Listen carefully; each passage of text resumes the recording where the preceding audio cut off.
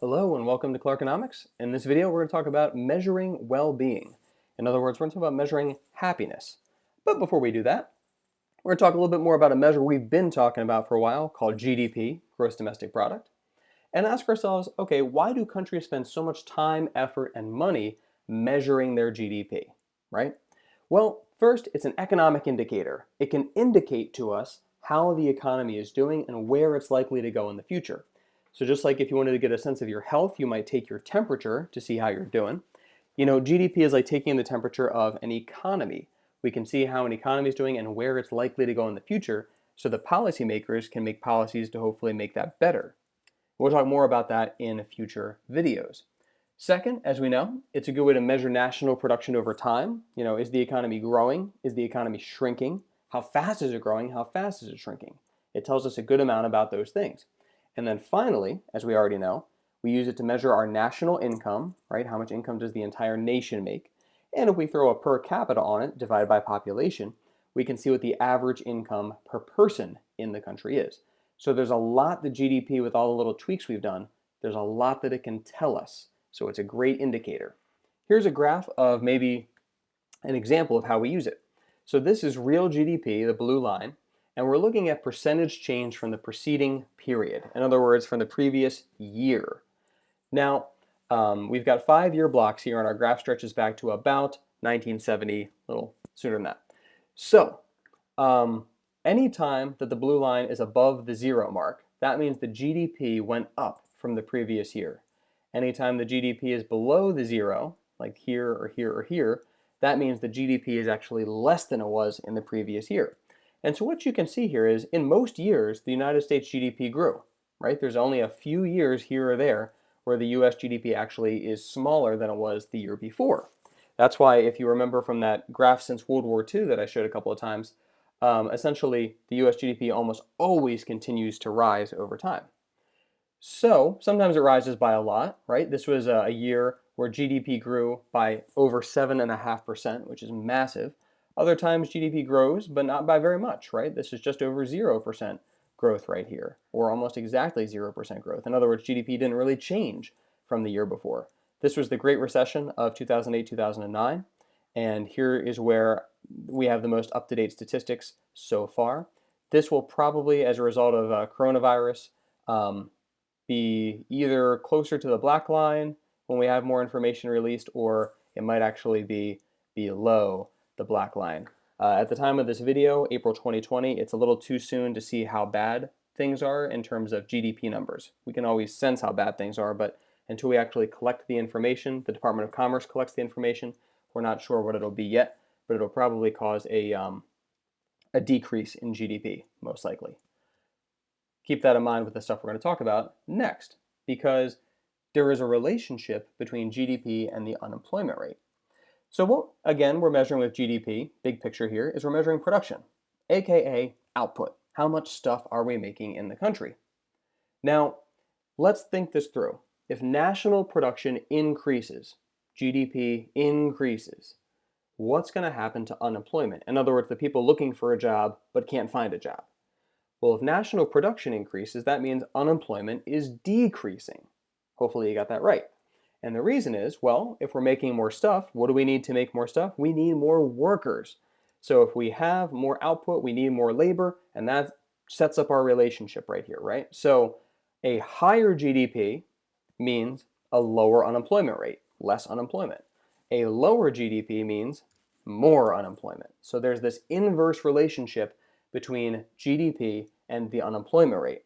So again, it's a little too soon to tell, but GDP is probably going to decrease as a result of coronavirus and quarantines and things like that. That's going to lead to a significant increase in unemployment, the official unemployment rate. So when we look at the information, again, this is not all the way up to date here, because again, we don't have the statistics right now for 2020. You can see that inverse nature of the relationship. When GDP rises, when GDP rises, that's the blue line, the unemployment rate tends to fall, right? Look at right here. When GDP fell in the late 70s and the early 1980s, you see the unemployment rate rise and rise and rise. So that's the relationship that you can see, right? Here's the recession of 2008, 2009. GDP fell into the negatives, unemployment skyrocketed to almost 10%. So that's something to keep in mind when we talk about GDP, and you might be thinking to yourself, why does GDP actually matter? Who cares? Well, because GDP and unemployment have this relationship, you should care about GDP because it tells us about the employment situation in a country. And after all, employment is how most people make money. So that's a little bit more about GDP, but we should dedicate the rest of this video to talking about well-being overall. Some people try to use GDP to measure human happiness. So for instance, you see that a country has a high GDP and you think, good for them, life must be good there. Or a high GDP per capita, average income per person, you think, wow, life must be great in that country. Well, don't forget, we've already talked about some reasons why that might not be true. A country might have a very high GDP per capita, but they might also have a high Gini coefficient, meaning there's a lot of income inequality. A few people are very rich, but most people are very poor. But beyond all of that, there are other reasons why GDP is not a great measure of human happiness, of well-being. Money doesn't buy happiness. Money is not happiness. Well, first things first, remember from the first video about measuring production that some things don't even count towards GDP, right? Not everything counts towards GDP. So for instance, if I buy a used book at a garage sale, that book might give me a lot of happiness, but me buying that book did not count towards GDP because it was a used product. So there's that, right? Not only that, but we have to think about what does count. Every legal product counts towards GDP, even if they're harmful. So for instance, when the United States produces more cigarettes or more vape pens or whatever, those actually count towards the US's GDP, its production. But that stuff is bad. It hurts our happiness by hurting our health.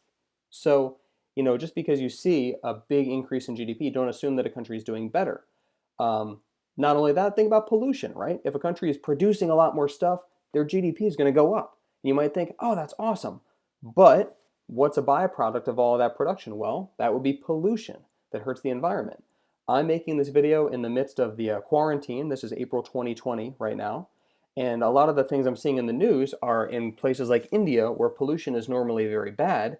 You can't even see, and it's actually, the smog is actively harmful to human health. Because everybody's quarantined and businesses have temporarily shut down, the sky is clear, the air is a better quality. It's a great time to see some of the trade-offs that exist with production and the externalities that come from it. So that's another reason. And then finally, when we measure GDP, we're only counting the dollar value of things. We're not looking at the actual quality of said products. So, for instance, televisions are a great example of this. TVs, adjusted for inflation, used to be much more expensive back in the day. Like if a family wanted to buy a TV, that was like a serious investment. They needed to use a pretty large chunk of their income to buy a television. Today, TVs are cheap. You might not be able to get like a massive like 4K TV for cheap, but you can get a pretty good TV for not very much money, not a very large share of your income. So, okay, TVs individually count less towards GDP today because again, their prices have gone down. But TVs today are so much better than they used to be. The picture quality is better. They're flat now, they're light now. All of those increases in quality aren't really captured by GDP because all we're looking at in GDP is the dollar value of the things produced. And because again, TVs have decreased in price over the years, well, that means that every TV adds less to GDP than it used to. But the TVs are better than ever. So what we're trying to say here is you have to be really careful looking at a country's GDP or GDP per capita and saying, wow, life in that country must be good. Of course, there's a correlation, between wealth and happiness, but it's not necessarily a causal relationship. There are better ways to measure well-being in a country. For instance, there is a statistic called the Human Development Index, HDI. And what they do is they try to look at a series of things, of pieces of information they can collect from a country rather than just looking at GDP. Now they do factor, in a way, GDP into this. Not specifically GDP, but they do look at GNP, which is for our purposes the same thing as the GNI. GNP, remember, stands for Gross National Product, and GNI stands for Gross National Income. So they look at GNP per capita, which is the average income per person. So that's part of what they look at. But here's where it gets better. The Human Development Index also looks at life expectancy, right? Life expectancy is the average age at which somebody dies. So if a country has a high life expectancy, that counts positively, means people live longer. And then finally, the HDI also looks at knowledge. Specifically, they look at things like years of schooling and literacy rates in a country. So, because there's a positive correlation between education and happiness and quality of life, they also factor that in. They use these things because they're good predictors of happiness, but they're also relatively easy pieces of information to collect from countries all around the world, right? Not to say that they can collect information from every country. Some countries are too dangerous to do this in, or the data is unreliable. But for most countries of the world, they can collect these pieces of info to produce something like this. In 2017, this is a map of the HDI. The greens and the darker greens, especially, are better HDIs, and the warmer ones like the yellows and the reds and the oranges, these are lower HDIs. So based on the factors we just looked at, income per person, life expectancy, knowledge, the countries in green live better lives, right? And the countries in red, unfortunately, live worse lives. So it's good to look at this if you want to figure out how people in a country actually live instead of just looking at the dollar value of what they are producing. Oh, and the countries in gray, if you're curious, are countries where they could not collect data, like Somalia. Couldn't collect data there in 2017, or North Korea, for instance. So that's just a little bit about production and how we measure human development over time. Thank you for watching.